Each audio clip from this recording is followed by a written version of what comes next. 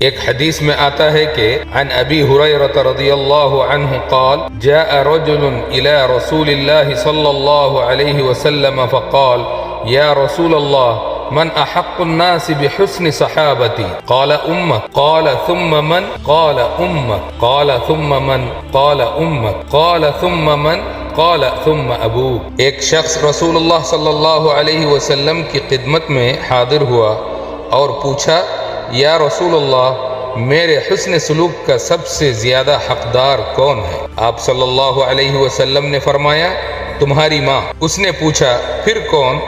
آپ صلی اللہ علیہ وسلم نے فرمایا تمہاری ماں۔ اس نے پھر پوچھا اس کے بعد کون ہے؟ آپ صلی اللہ علیہ وسلم نے فرمایا تمہاری ماں۔ اس نے پوچھا پھر کون؟ آپ صلی اللہ علیہ وسلم نے فرمایا پھر تمہارا باپ۔ اس حدیث سے واضح ہوتا ہے کہ اللہ اور اس کے رسول صلی اللہ علیہ وسلم کے نزدیک ماں کا مقام باپ سے بھی 3 گنا زیادہ ہے، کیونکہ ماں نے حمل، ولادت اور پرورش کی سختیاں برداشت کی۔ اس لیے اسلام میں ماں کی خدمت جنت کا سب سے قریب راستہ ہے۔ ماں وہ طاقت ہے جو نظر نہیں آتی مگر سب کچھ بدل دیتی ہے۔ ماں وہ واحد ہستی ہے جو خود تھک کر بھی اولاد کو آرام دیتی ہے، جو اپنے خواب قربان کر کے اولاد کے مستقبل کو روشن کرتی ہے۔ ماں کی دعا تقدیر بدلنے والی طاقت ہے۔ دنیا کی ہر محنت ناکام ہو سکتی ہے مگر ماں کی دعا کبھی رد نہیں ہوتی۔ یہ وہ خاموش طاقت ہے جو بند دروازوں کو بھی کھول دیتی ہے۔ ماں کا دل اللہ کی خاص رحمت ہے۔ اللہ نے اپنی رحمت کے 100 حصے کیے، ایک حصہ دنیا میں اتارا اور اسی ایک حصے سے ماں کو اپنی اولاد سے محبت عطا کی۔ ماں کی خدمت کامیابی کی کنجی ہے۔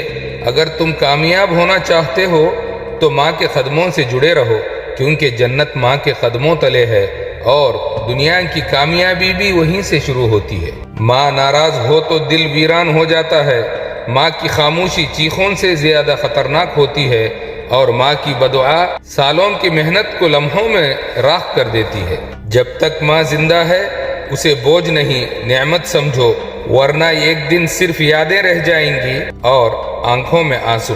جس ماں نے تم پر اپنا خون پسینہ بہایا، 9 مہینے بوجھ اٹھایا، راتوں کو جاگ کر تمہیں پالا، بھوک سہ کر تمہیں کھلایا، آج تم اسی ماں کو برا بھلا کہتے ہو، اس پر ہاتھ اٹھاتے ہو، اسے گالی گلوچ کرتے ہو۔ یاد رکھنا ماں کی آہ دل کو ہلا دیتی ہے اور ماں کی بدعا زندگی کو اندھیروں میں دھکیل دیتی ہے۔ اب بھی وقت ہے، ماں کے قدم چوم لو، اس کی دعائیں لے لو، کیونکہ کل اگر وہ نہ رہی تو صرف پچھتاوا باقی رہ جائے گا۔